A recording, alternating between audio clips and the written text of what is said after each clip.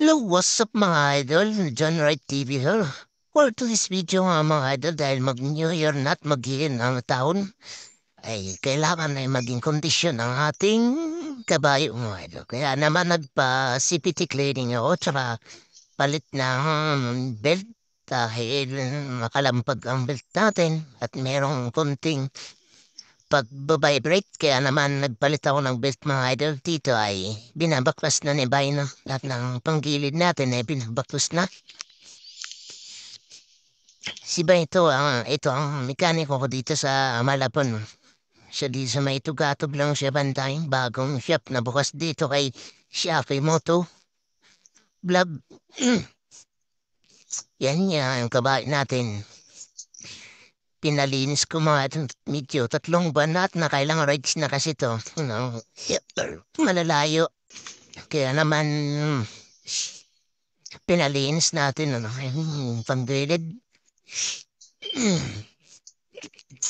And sobrang dumi mga idol, no?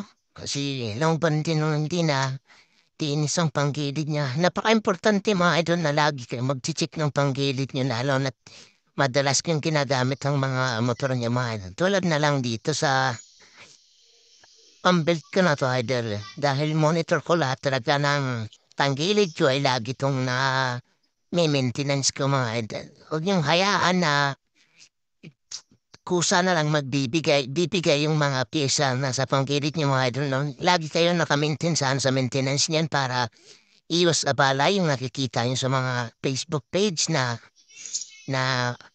gulat na lang sila biglang huminto na huwag niyong antayin ganun mga idol. Kailangan maintainado na nakalagi niyong ipa-CBT cleaning yung panggilid niyo lalo sa mga naka-scooter mga idol, no? So yun nga mga idol, ito at dito kukuha si Vice ng panghugas ng gasolina nga. Ang ginamit namin panglinis sa panggilid natin para malinis at mabilis matanggal yung dumi mga idol. And kinikwento nga ni Bay dito yung isang customer siya na katulad sa motor ko na halos 3 yung naging bayaran niya, tinakbuhan daw siya. Tinaturo niya rito daw ata sa Malabon lang, dito lang daw malapit sa amin sa Paradise. Hindi niya makilala daw, tinakbuhan daw siya. Malaki ata yung binayaran ni Bay tapos di malang bumalik daw yung paggawa sa kanya. Huwag naman natin gawin yung mga idol. Dito mga idol ay kung nakikita nyo no, yung bula ko ay combination yan mga idol no. 3 pang-arangkada at saka 3 straight. Templado yan mga idol yung araw natin no, bula. Tsaka yung panggilid natin na yun, mga idol ay naka-regroup din tayo na. Tapos yung spring natin, yung clutch spring, halos merong batak yan mga idol ano. Yan lang yung mga panggilid natin idol. Dito ay nilinis na rin iba yung crankcase natin eh. Maging mas maganda laging ma-maintenance yung panggilid natin idol para ma-monitor natin yung buhay na mga panggilid natin no. Para masilip kung ano maging problema lalo na pag nakakaramdam na kayo ng mga pagbabibrate tapos pumapalag mga idol no. Kadalasan yan sa mga nakascooter.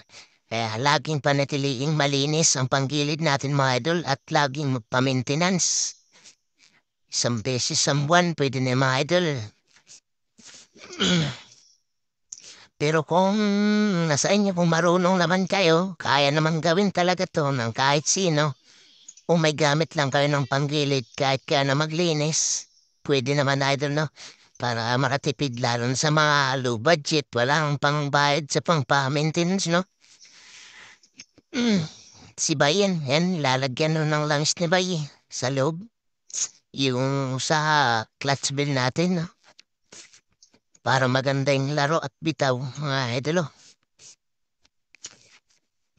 Actually, yung nagsisibiti ako mga idol, minsan ako nag-ano, kaso wala talagang pwesto. Kaya pinapagawa ko na kay Bay. Sa isang 2 buwan sa piso ko nagpapasibiti, no? Cleaning. Para maganda lagi yung hatak ng makmut natin mga idol. Yan. dito tinisting na ni Bay na. Ayan, bago yung build natin mga idol, yan. So, nakikita ko di ko nagustuhan yung laro ng build dito mga idol na pero mapagpag eh. Sabi ko kay Bay, pakitanggal mo at adjust tayo, balik tayo sa ano kasi yung spring ng ano mo idol eh, nasa 1 to balik ko sa stock na. Medyo mahina siya bumatak, may pagpag eh. Yan. Yan, medyo may pagpag dyan mga idol na. Yan, hindi ko nagustuhan yung laro ng belt.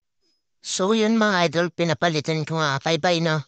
Di ko na rin napakita, di ko na rin nabidyoan at na-testing na rin natin ang motor natin. Maganda na rin ang hatok mga idol no.